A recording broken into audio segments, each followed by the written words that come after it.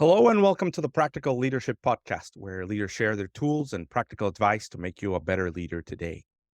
Boy, do we have a guest today. Our guest today is an international phenom with a resume that reads like a Hall of Fame career. She has an MBA from Harvard. She has worked at Google, SoftBank, CNN, McKinsey and Company, among others. She's also a founder, has been the head of sales, head of marketing. She sits on multiple high profile boards at the moment. She's now an investor and is a shark on Shark Tank Mexico. On top of that, she's a wife and a mother of 5 girls. And somehow she still manages to get her 10,000 steps in before going to sleep. Carla, it is such an honor to have you here on the show today. Thank you so much, Max. The honor is mine. So what's interesting is a lot of people would probably say, you should be talking to Carla about investing. You should talk about Shark Tank. You should talk about all these things. But this podcast is about leadership. And what people don't always realize is that none of that career happens with great leadership behind it. So we're definitely going to get into that subject and shed kind of like another perspective to, the multifaceted human that you are. But before we do, what's something good that's been happening in your world? Oh, so many things. It's the first time in my life I don't have a full-time job, and I was very anxious at the beginning of this moment in my career because I love working for a company, and yeah, I love the Friday meeting and the Monday report and all of that. But I've gotten into a nice rhythm, and I think that something's good that happened lately is that I've been able to have more time to think. Sometimes when you're an operator, you don't have as much time to think. You're like in the eternal whirlwind of the quarter or the semester or the quarterly plan or the budgeting season.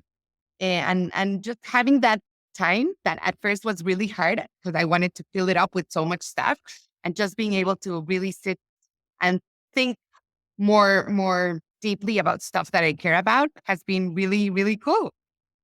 Thank you. And it's so important, right, in business and leadership in life to take the time to think. And as you say, the whirlwind of the day to day just kind of gets in our way. I've heard several stories of people that take sabbatical years and then come back smarter, wiser, clearer, and no doubt it'll be the same for you as well. So, this idea of leadership, right? For many people, it's something that was taught in their home, in their life, by their teachers, by their parents. How was leadership, people that are leaders, how was that for you? You know, I'm part of the Jewish community, and I think and I'm sure this happens in a lot of places, but I'll talk from my experience. In the Jewish community, there's a very rooted tradition in youth movements.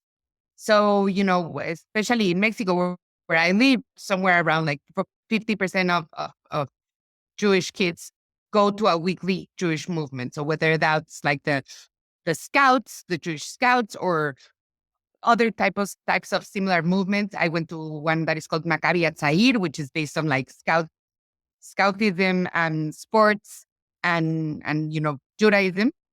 And it's you become a counselor or a madrid when you're 16.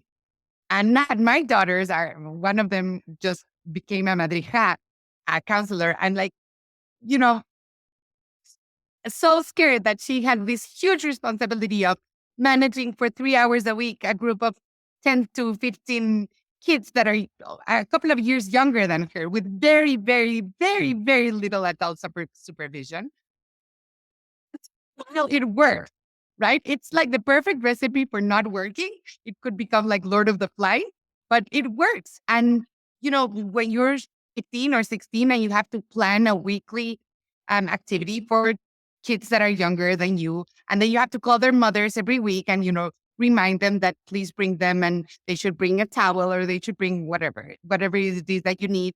And, and you have to make that rapport with the mothers, which are much older than you. And then they have to entrust you with their most precious belongings, which is their kids for 2 hours a week. I think that was a real game changer for me. And as I said, now that I think about it, I always think like, who were these, you know, what were these mothers thinking that they were leaving their kids with a 16-year-old? But then I did the same with my kids. And now there are other mothers that leave their kids with my daughter. And I think that breeds a deep, deep sense of responsibility from an early age and from leadership, no?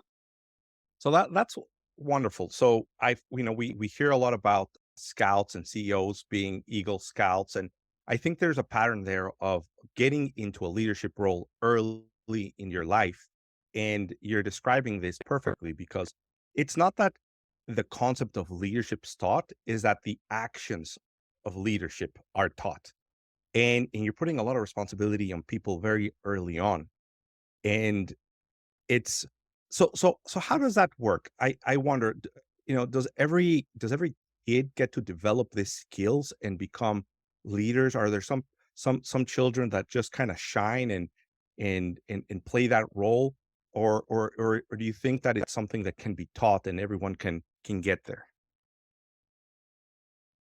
Well, let me answer the first part of the question. I think at every activity, there's some sort of natural attrition. So, in order for you to become a counselor, you have to be a scout or a camper until you're 15, right?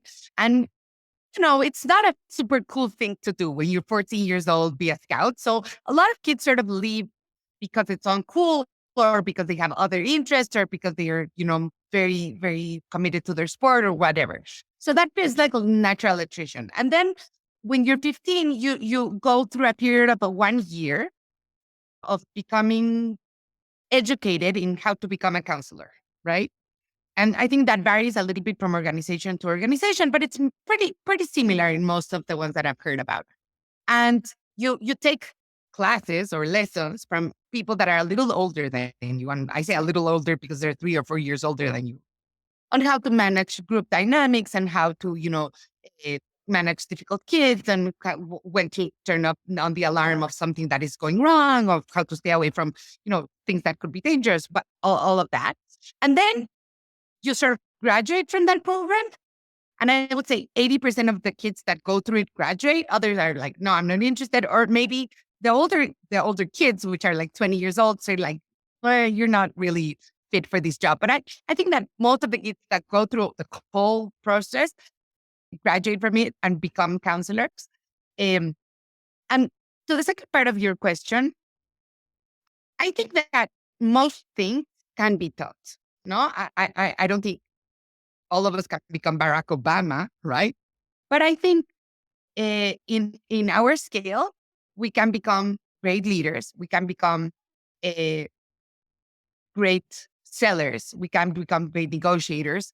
So I do think that there's a lot that can be taught. And I think that I've seen a lot of people believe that they're bad at something because they weren't taught in a good way. I had a conversation this morning with a person that said, "Oh, if I would have had a teacher that explained math to me like you did, maybe I wouldn't have become a doctor because I shied away from mathematics."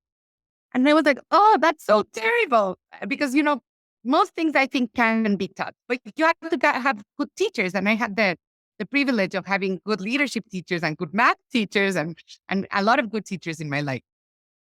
Thank you. I appreciate that. I'm also in that camp. I believe that there's a lot of tools out there that you can learn to use, and they will level up your skills in any arena. And obviously, in leadership, there's a lot of tools that can kind of help you move up that leadership ladder a lot faster.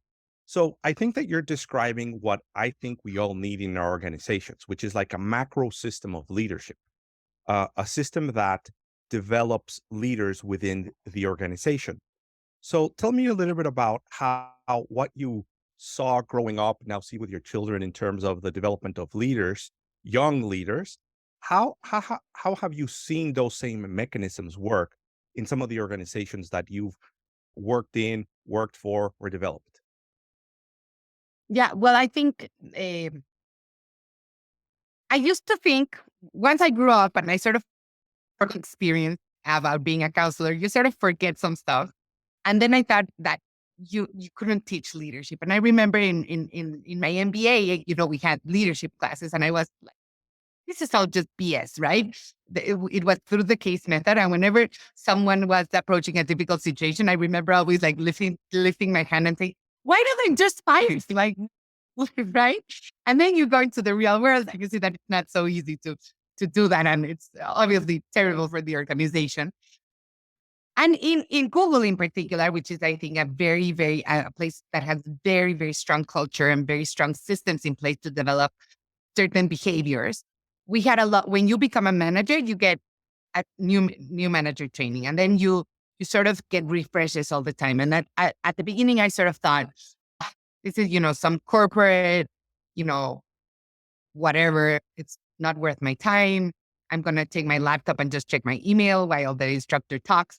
But then I realized it really changed my mind. I do think that there, especially when it's research based, and there's evidence that these things work, I think that there's a lot that can be taught in terms of leadership. And those programs have been very important for me in my life. I through also those individual coaching a couple of times during my career, and they have also been very important.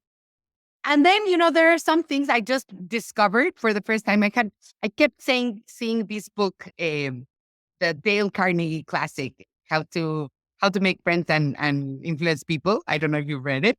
I kept seeing it in all these lists, and I was like, I'm not gonna read that corny book, right? And then I sort of thought, if it keeps on being referenced, and it was written in 1936, there must be something about it, right? And I'm currently reading it, and I'm fascinated by it. So, and definitely, I think that structures can help a lot.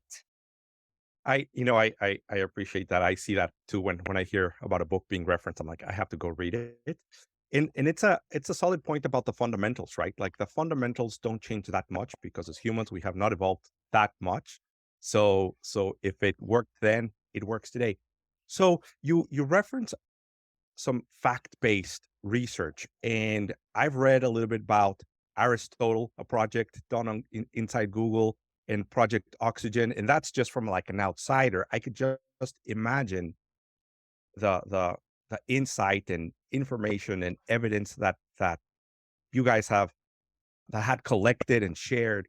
So tell us a little bit about like in your mind, right? Like you've probably forgotten 90% of it, but you keep the most important lessons. What do you think are some of the most important lessons that our audience here can really latch on to?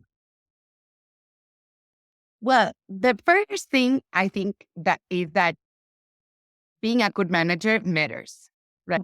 Maybe this is super obvious, but for me, it wasn't so obvious.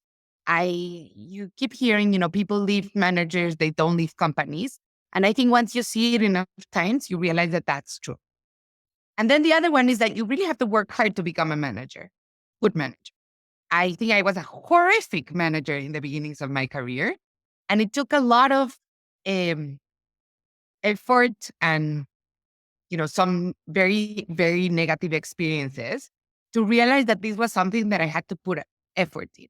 And that my value as a manager was not like that, that I was the best in Excel, and that I was the best at creating amazing decks, but it was different.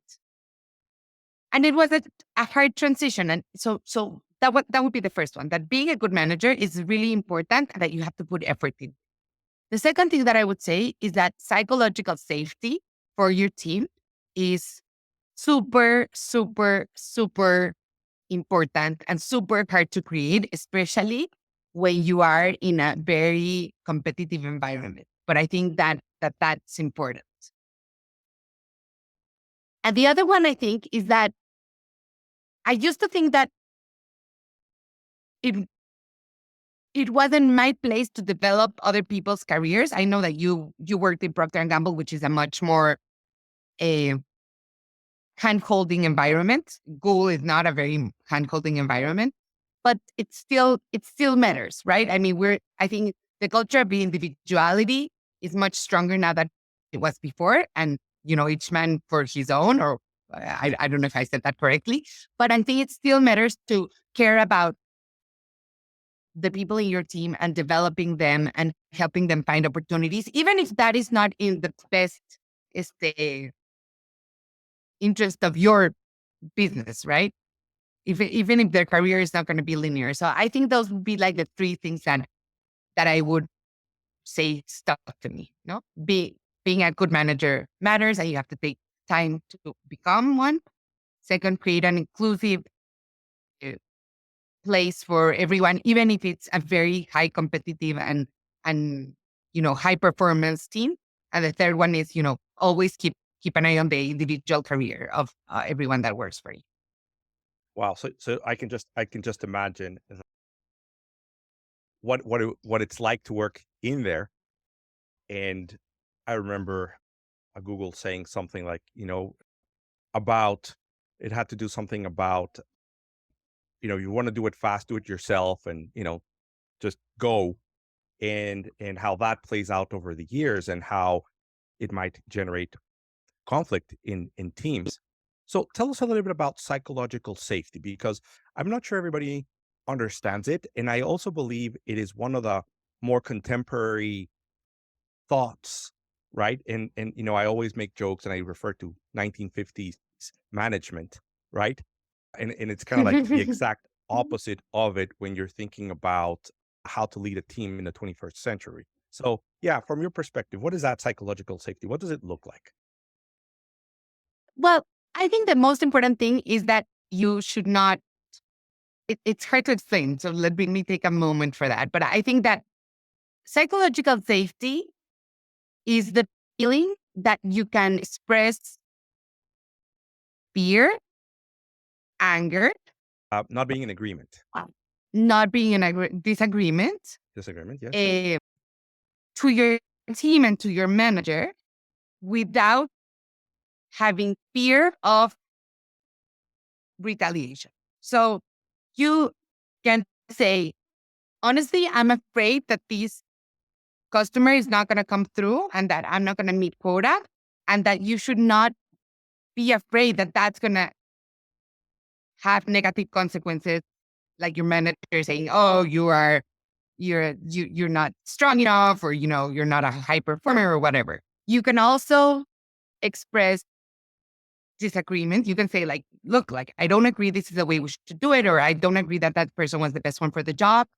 Or that this is the right strategy, or that this is the right quota, or that these are the right KPIs, without fearing that that will have negative consequences on your performance reviews. And that's really hard, right? Yeah. Fostering that kind of environment is very, very hard, because also then I think that there is sometimes people confuse between psychological safety and software. And as a manager, it's really tough when someone tells you, oh, like you are not providing a psychological safe environment because you are telling me that I'm a terrible seller. Right. And I'm like, well, you are a terrible seller. And I don't mean to be mean, I wouldn't say it like that, obviously. But if somebody doesn't hit quota, it doesn't matter how psychologically safe the environment is. Like there needs to be a consequence, right? So it's a really thin line between fostering a very inclusive environment where people can express themselves, and also holding them up to very, very high standards. But I think it can be done. I think Google is a great example of that. And within Google, there's great managers and terrible managers, but people are very careful of how they speak, how they present themselves, how they um, manage poor performance. And I think that's a good thing. I like probably you in the first years of my career witnessed some stuff that would be totally unacceptable nowadays, right? Like people is they throwing my decks into the trash can, and is they kicking trash cans Nin- and telling me things 1950s like my management. secretary, right, my secretary does better Excel than these, which is a terrible thing because secretaries are probably great at many things. So yeah, and I think that only fostered like terrible things. So it's there's so much content there, right? So you have to have the openness to discuss and share emotions, right? Which again, back in the day, emotions that they're not allowed. They're soft. They'll make you weak. And we're saying, emotions can be communicated and can be understood. But you're also saying that there's a fine line between emotions and lack of candor, or lack of confronting the brutal facts. And we need to be able to do both. We need to be able to, be realistic about what is going on and work through it. As you're having, as you're sharing these ideas, I see these cases where, like, people feel that, hey, if they are not perfect, then they are not valued and they're not in control. Or as the owner of my business, if I don't have the answers, then who has the answers? And I could never be afraid, and I always have to show that I'm in control. But we're saying you have to be open to that. But it doesn't mean you give up, right? It doesn't mean Absolutely. that you're like, well, I can't do this, and now I've expressed myself, so now you have to put up with that. And Yeah. And there's no consequences, right? No. exactly, it's a process, but it requires a lot of attention. And I think that, one of the things that you've shared with us, which is so powerful, is this idea that to be a manager, it takes a lot of effort. And we are, if you're good at something, you tend to gravitate towards what you're good at, and you want to focus your energy and you want to focus your time on that. But if you want to be a great leader, you want to be a great manager, you have to be conscious about it. You have to be aware about it. You have to develop it. And it's so difficult, right? It's so So challenging because you want to go fast. yeah, but you used a word that I really like, and that I don't think there's a translation in Spanish, that candor, right? And one of my most favorite books on management is called Radical Candor, which I'm sure you've heard of or read. And it basically, I mean, in a nutshell, what it says is you have to be able to be confrontative about facts without being an asshole, right? Mm. And that's tough, because I think also most of the examples in the collective imaginary, like in the movies and in the series and all of that, don't show that. They either show like very tough bosses that shout, or they show like weak bosses. And I think you can be a strong boss. So tell us a little bit about that. So how do you transform from, like, a high self performer, strong leader? All the comments that you've given us are of someone that's going very hard, and then you have to stop and lead others and help others and support others. How do you make that transition in your mind? How are you able to do it, and how are you now able to teach it to the companies that you invest in, mentor? So for me, it was really tough. And I don't think I'm a good example of that. I would say it was amadrazo, no? It It was was it was really tough. painful. It was painful. It was painful. It was painful because, I was a very young manager when I started being a people manager. And I was also like, mm, at least I thought I looked very young, and I was a woman. And so I felt that I had to speak very strongly and be very firm and and I was very demanding of myself, and so I was very demanding of other people. And I was like, we don't come to work to make friends, and I would say that all the time. And my teams were always high performing, but I had, you know, some issues. And in one of these practices that I told you about my coaching, I remember the day as if it was yesterday. I was on vacation, and the coach gave me back my results of a 360 that was like super, I don't know, complex. And it was a little circle. So on the top, it was all shaded, and it was like military type leadership. Like, you get things done, like results are there, like it's discipline, like everybody marches the same direction. And then on the bottom half was like, leading through influence and through inspiration. And it was all white. And I was like, oh my God, I would never want to work for me. That's horrible. Like, I don't want to be a general. So it took a lot of effort, I would say. And I don't know if I'm like the best manager out there. I think I have people that have worked for me that profoundly dislike me. I have others that respect me, but not necessarily enjoyed it a lot. And I think there are many people that would say I'm a strict manager, but I became a mentor to them and I help them push themselves further. So I need it's a really tough transition and it's not paid as much attention as it should. Because usually we reward very high performers with being managers, but we don't, probably they're very high performers because they're very tough on themselves. And so the natural thing is to think that if you exert that same sort of demand on everyone, they're just going to become your your Yeah, mirrors. they're gonna And mimic. it's not like that. No. So that's that is something that is so common in entrepreneurship, right? You are the most demanding on yourself. You have the highest expectations on yourself. You work the longest of hours, complain the least, and move the company forward. But that ultimately gets you stuck.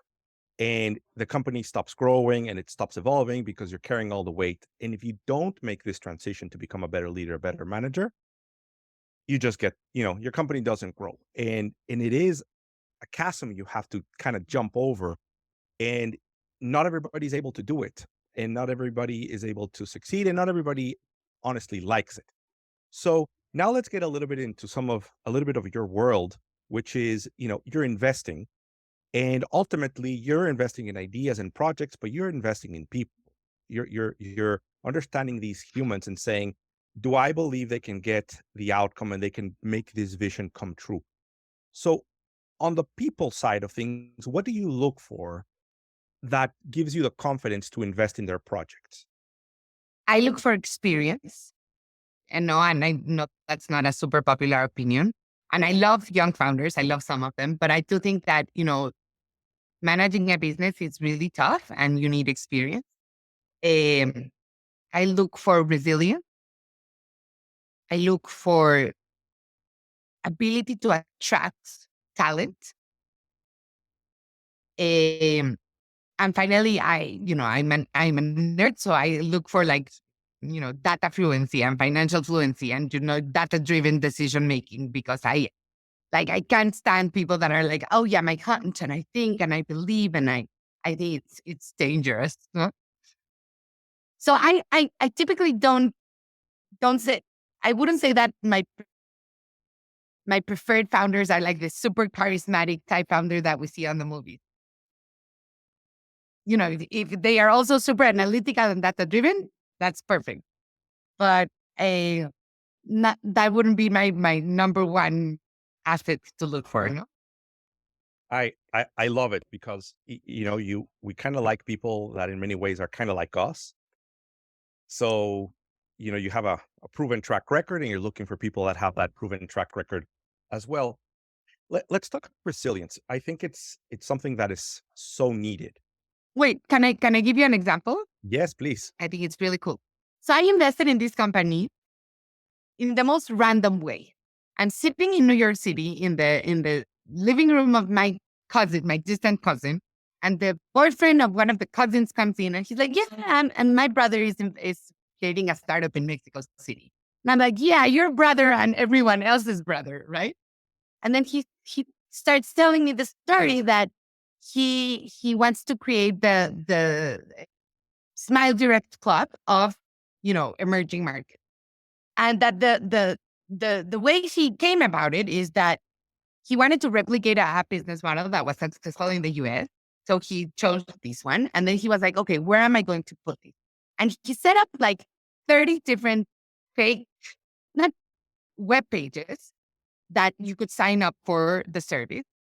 One in each country that had different, characteristics demographically. He put in like, I don't know, $100 worth of AdWords and Facebook ads in each of them. And then he measured like the conversion rate. And he gave everybody back their money and said, oh, we ran out of the aligners, but when we're ready, you can get a 20% discount. And I was fascinated by that, like data driven, like execution, right? So that's why I invested. So, just to give an example, when I say that data driven decision making, that's really important for me. Yep. And also, this is a person that took action, really measured purchase intent, not just interest in a product. So he really took it the distance before, you know, making it, understanding what to do. So Yeah. That's the data driven fluency. Some of the experience, that could be understood easily. But let's talk about two things: resilience and then the ability to attract talent. But let's start with resilience. What is resilience for you? How do you know if somebody has resilience? How do you, like, you talk to someone and you're going to say, yep, this is a person that is going to, die on the vine to push this forward, or nah, this person's going to quit. Yeah. I think that's a really tough one to measure. And also, they say that the difference between being resilient and being Stubborn. stubborn is that the outcome, right? So that's a tough one to measure. But I think that past experience plays a good predictor. So, you I want to know, where they've had difficulties in the past, how long they've lasted in their jobs. I hate job hoppers. So, someone that has been in jobs that they last 1 year and 1 year and 1 year and 1 year, and they always like, oh yeah, the manager, the conditions weren't right. Yeah, the conditions are never right. So I think that's like the most likely way that I would measure it. No? Excellent. So I love your definition of stubbornness versus resilience, right? It's about the outcome. So now let's talk about attracting talent, because it's so important, right? When you ask top CEOs what are their biggest concern, leadership and talent are always at the top, before innovation, before products, before anything else. So what does it take to be someone that can attract talent from your perspective? I think that's the most important thing, probably, because when you want to scale, you cannot do it only by yourself, and you need very, very good people that are probably going to have to take a leap of faith on you, that you are going to take out of like very cool jobs, very stable jobs, that you're going to move the carpet, you're going to pull the carpet from underneath them because they're used to something much more bigger, stable, successful, etc. Than what you are building. And and I think that's a very important ability. So I think you have to be, first and foremost, a great salesperson, because you have to be able to sell your vision to people that otherwise might not have joined the startup, or might not leave their stock options from another startup to come join you, right? Um, and the other thing is that you have to be someone that can really make others feel a part of something bigger than themselves. So when I left Google and I left for a startup, eh, the founder was 29 years old. He was very, very young, very inexperienced, but he had this way of talking about his business, and he could show me like how many hurdles they had overcome. And I said no to him. I said, I want to invest. I'll help you find someone. And he was like, no, I don't want your money. And I don't, I don't want you to find me someone. I want you to come and build this with us. And it was a very long process, and he wouldn't give up. And then, he sort of got into my mind. And then I decided to take that leap, which was a very hard leap in my career, from a super well established company that I knew was never going to fail, and that was a very comfortable place to be a mom and work and have a great career, to work for him. So, and that showed me how important it was. And I saw it that it wasn't only with me. Then he got like an amazing product head, an amazing CFO. And that translated to everything that he did. So I think, being a great salesman and just really painting a vision that you you are. I was like, if this company is really successful and I'm not a part of it, I'm going to regret it every day of my life. Excellent. So there you have it, right? The ability to sell people on a vision and on a dream, and be persistent, and bring great talent to work with you, which is a point I want to talk about here for a moment, because so many times I work with businesses that, they're looking for people. We're growing, we need to hire. But I think you really nailed the mindset of who we should be going after. And you said it's about being able to bring great people that are already in great jobs. right? They are already doing the job for someone else, being successful at it. They are happy. And those are the people you want to bring in. You're not looking for the people that don't have a job, you're looking for the ones that are successful, which makes it even tougher, but that's critical. And that's not easy. And I think it's a great point. So yeah, what's the difference with someone that has experience versus someone that has potential? Let me before I do that, I wanna say something else. Eh, I think if you are a great founder is hiring for the company that he wants to become, not for the company that he is. So he's always punching above his weight. Um, so yeah, that's tough because it really takes a leap of faith. Like, everybody would join Rappi now, right? It's an amazing company. It has amazing investors. It has a great footprint. So there's really no merit in attracting talent now. But when they were nothing, that's when it takes a lot. Um, so the difference, what was the question? Difference between potential and Yeah. So hiring someone that is established, is doing the job, getting the outcomes versus someone that has potential to grow into the position. How do you know which one needs to be hired, and what's the difference in outcomes that you can expect? I think you should do somewhere in the middle. Uh, so I had never had a role of VP of sales when I moved to the startup, right? So they did take a leap of faith on me as well. Ah, that's a tough one. I think that you need to hire someone that is very hungry. So you also don't want to hire someone that is super established and that it would be a lateral move. You want someone that is, sees this also as a huge challenge for his own career. No? And that they're up for the challenge, that they want to grow and step into that position, and they want to continue to develop. So Yeah. there's an element of that experience where they're not figuring things out, but it's also an opportunity for them to continue to develop. So Yeah. that is really good. So now let's see if we can get a little bit into the more practical side of this conversation. So you've worked for great companies. I'm sure you've developed systems and tools. You've used systems and tools. So what are some of your like favorite go-to either books, tools, dynamics that you run when you're trying to work with people? Heck, it might even take you back to when you were 16, right? What are some of the things that you like to do with people to help them kind of get alignment on the same page, energized, motivated, going? Yeah. Well, I having been a salesperson for a lot of my career, I think sales is all about systems. Um, and so, I've always been very nitty gritty about what are the leading indicators and what are the lagging indicators and just, measuring both of them. And then also being very open about where everyone stands. And, uh, I think people hate sales meetings, but they work, right?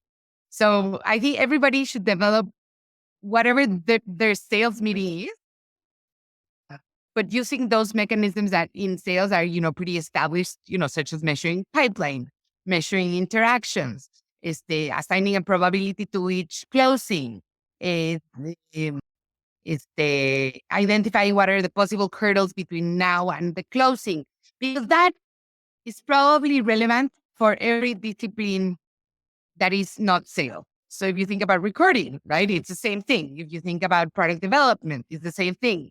And I just think that sales has a more disciplined approach to it.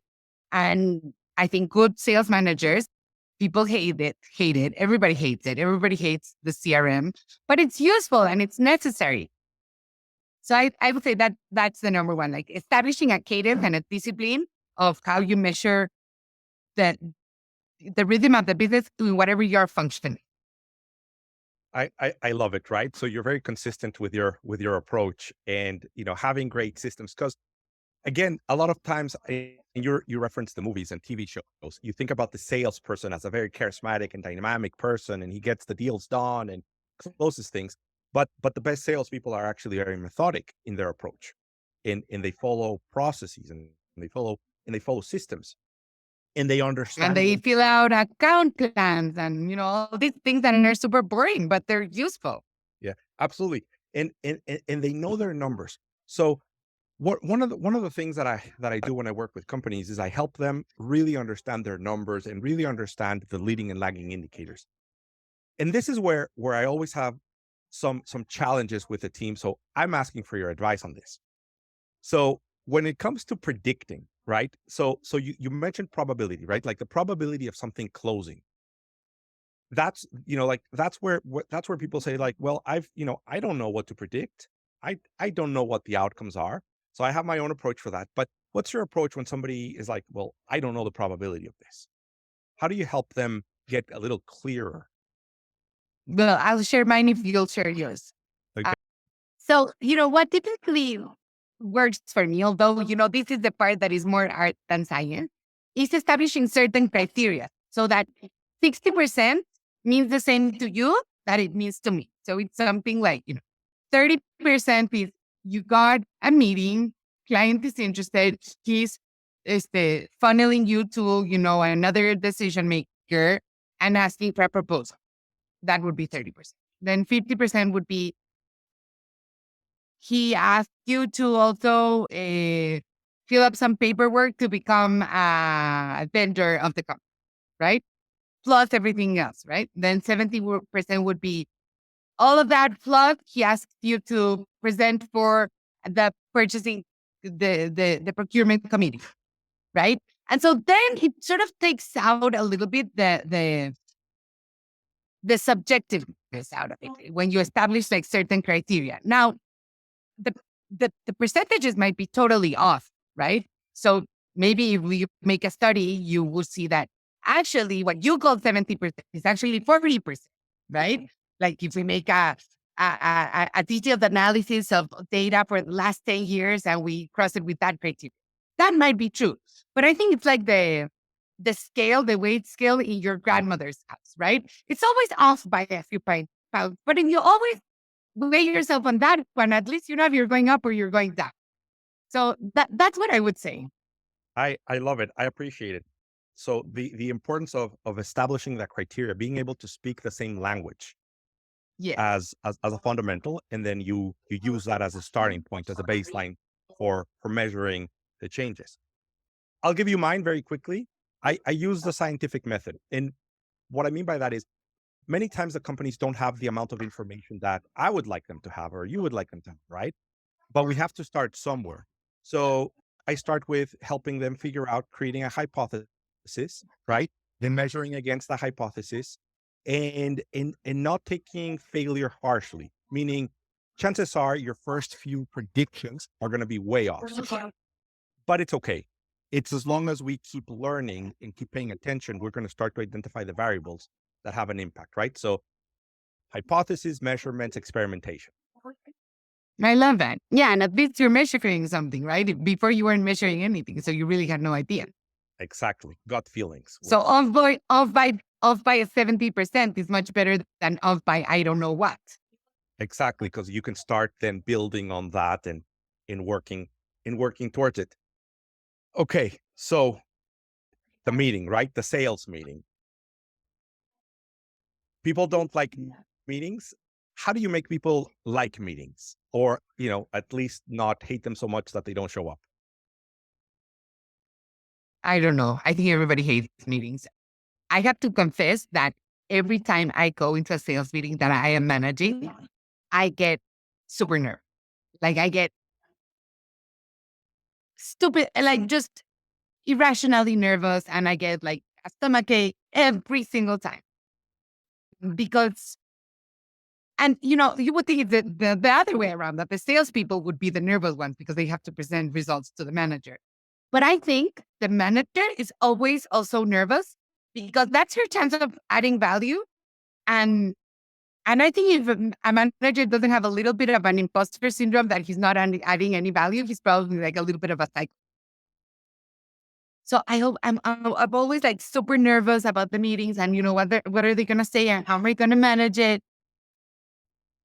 So, but the way I do it, I mean I do things that everybody does and that everybody hates, but still So when we were in Zoom, I used to do this thing that the last person that came in the Zoom had to wa- had to answer like the difficult question of the day, which was like a random question, like not related to the business, or had to ask the question. I don't remember. Then so nobody wanted to be last because nobody wanted to be put on the spot. And so that, and then also uh, having a format works for me. It's predictable. It's probably boring, but at least people know what to expect. Uh, I am very much of a questioning manager of like, oh, you said 20% last week. How come it went down to 10%? Right? What happened? And I know it's tough to put people on the spot, but I think that sellers come prepared much more just because they know that they'll be put in the spot, and that creates positive externalities of being better prepared for their meeting. Um, and fighting procrastination, which I think is a big thing when you're a salesperson or when you're anything. But when you have to go and every week say something about the account, I think that gives you like the power to fight procrastination and do something about it. So that's one.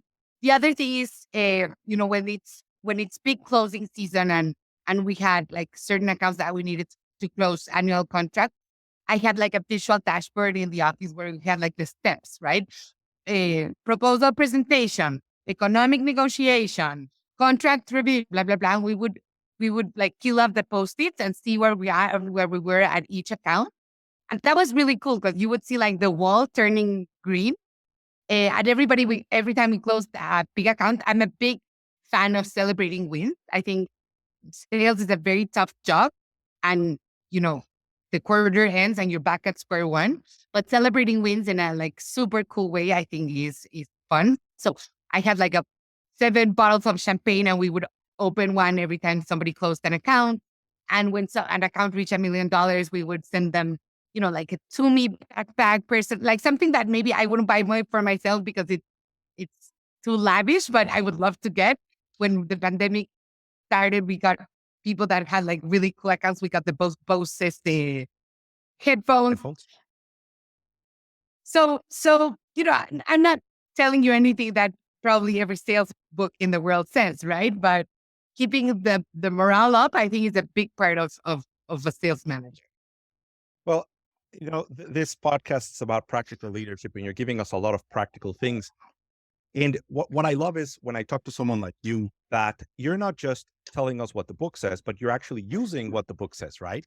So you're demonstrating the application of these concepts and how it's not just for some companies, but you make it so it sounds like anyone can use it, and it's the truth, right? Anyone can use it. So I'm gonna summarize some of the things you said here, just regarding this how do you make the meetings work, right? So I, as you were saying a while ago, right? If you're getting the results, no meeting is going to suck. They only suck when you're Yeah. not delivering the outcomes. Yeah. But I love the ownership that you have on the results in your team. And it very much reminds me of like the Japanese approach, right?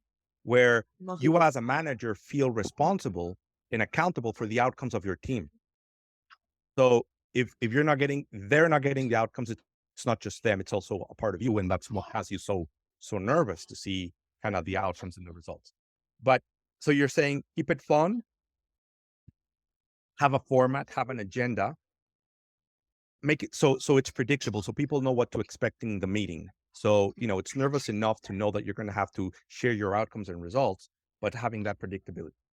Make sure you're fighting procrastination. So you're keeping people's feet to the fire, making sure that they're moving the process along, especially in sales, as you have a funnel and they need to be moving customers along. Making it visual, invisible.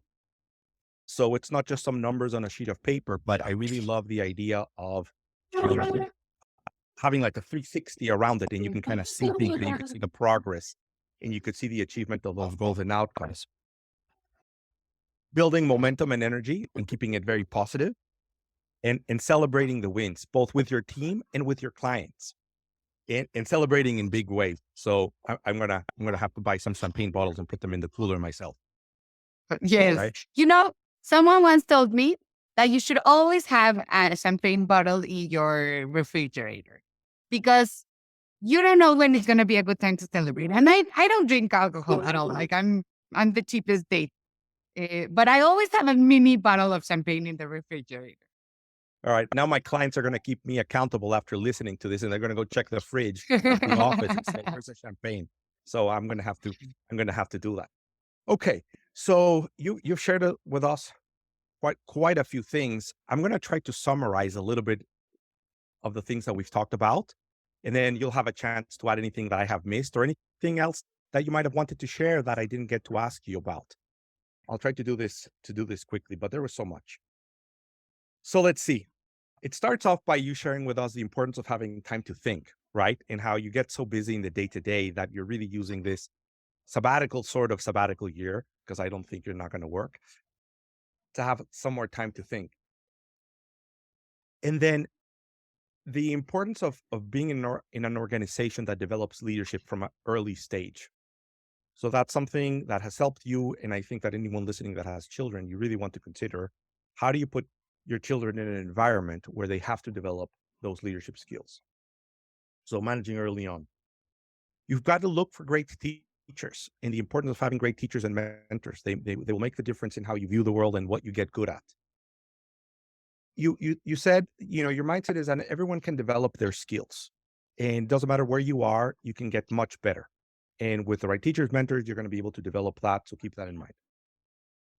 You can develop your behaviors, and you talked about how becoming a good manager required a lot of energy and required a lot of effort. And you had to be very conscious about it to develop new behaviors.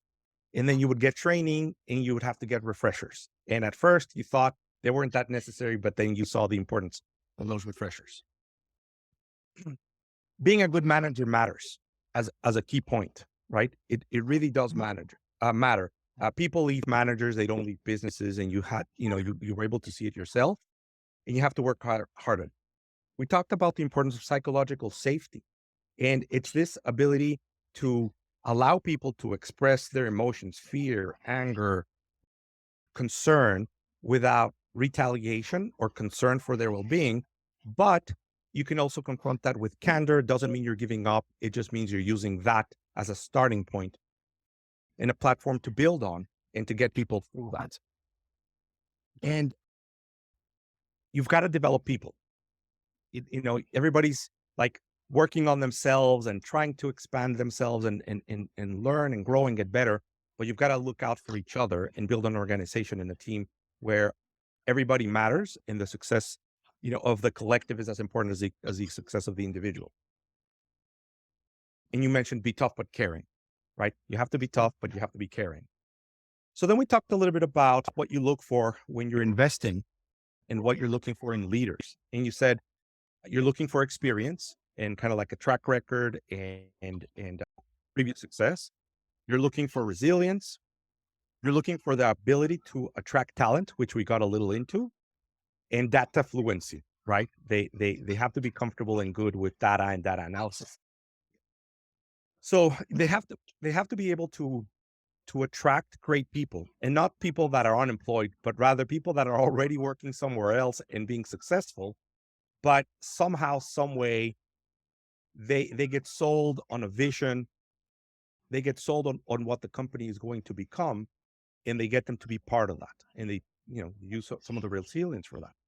And you really outlined the point that you hire for the company being, not that the company that you are. So you have to be hiring above your weight, as you said, right? Punching above your weight. Then we talked a little bit about sales, and sales is about systems. It's about knowing your metrics, knowing your leading and lagging indicators, being open about results, understanding the probabilities, hurdles that can get in the way. And really important, we talked about establishing a criteria and getting on the same page with everyone. So when we talk about numbers and when we talk about stages, everybody is on the same page and they understand what that's about. And then we talked a little bit about the meetings where we discussed the ownership, making it fun, having an agenda so it's predictable, fighting procrastination. making your work visible and visual so you can kind of keep track of that, celebrating the wins, and how we have to have champagne in our fridge at all times because there will always be something for us to celebrate. I'm sure I've missed some things. What did I miss, or what have I not asked you that you'd like to share? Because I know there's so much in your mind. No, this is an amazing summary. Look, I took note on your note of what we spoke about. No, I think the one thing that I would say, because it's called practical leadership, is that the most important thing you can do to become a leader is put yourself in leadership position. And I know that sounds like so obvious, but I think some people are waiting to be anointed to become leaders, like by some external power. And yes, of course, there will be times when a headhunter is going to call you or where your manager is going to promote you. But you can do a lot by putting yourself into leadership positions, whether that's formal or informal, whether that's leading a project, whether that's leading a volunteering organization inside of your company, or, you know, especially nowadays when structures are much less rigid. And I think then that sort of puts you in the radar of people for more formal leadership positions. So I think if you have the itch of becoming a leader, you should not be waiting for anybody to name you a leader. You should just find opportunities to do that. So step outside your comfort zone and take the risk. You were mentioning imposter syndrome, right? Which is this feeling that you're not right for whatever position you have, or that you're not as good as you need to be. But it's kind of getting comfortable with that idea and doing it, and volunteering and Yeah, taking a chance and risking it. And I think everybody can do it. And everybody has a lot to contribute. And sometimes they don't know it, right? Many times people think that because you own the business, that automatically makes you a leader. Not necessarily true. Just because you don't own the business doesn't mean you aren't a leader, right? right, So it's a mindset. Leadership is a mindset, or it starts as a mindset as much as anything. right. So, Carla, what is something you're looking forward to? What's going to be happening in the next few weeks or months that you're looking forward to? Well, I am in the middle of the process. The Shark Tank season just started to air, but a lot of what happens in Shark Tank happens after Shark, right? So we embark in a due diligence, just as you would when you extend the term sheet to someone in a fund. And I'm, in the middle of some of them I already closed. Some of them I'm in the middle of the due diligence, and I'm expecting to close soon. And I'm excited about, helping these entrepreneurs uh, grow and become much bigger companies. So, that's one of the things that's in my mind in the next couple of months. Excellent. So, taking the next step and building those projects out and really taking them the distance. So that sounds very exciting. I can't wait to watch the season and then hear about the progress with those companies as well. So, where can our audience learn more about you? How can they follow you? Where can they follow you? Can you share with us what's a good way that they can get in contact with you? Yes. So I post semi regularly on LinkedIn. You can find me as Karla Berman. And I also post in Instagram as Carlita Berman. There's a story behind that, but it's a long story. So that you can find. Well, Carla, it has been very fun having this conversation with you today. You gave us a lot of advice, and from the real world, both as an investor, as an executive, as a leader. So thank you so much for taking the time, and I hope we can talk again and see kind of the progress of some of these investments, these projects, and continuing to kind of follow you along in your evolution as an investor as well. I think we're all going to be very curious to see how things go. Thank you, Max. It was a pleasure. Your questions were very insightful, and I loved learning from you as well. Thank you so much, and we'll talk again soon.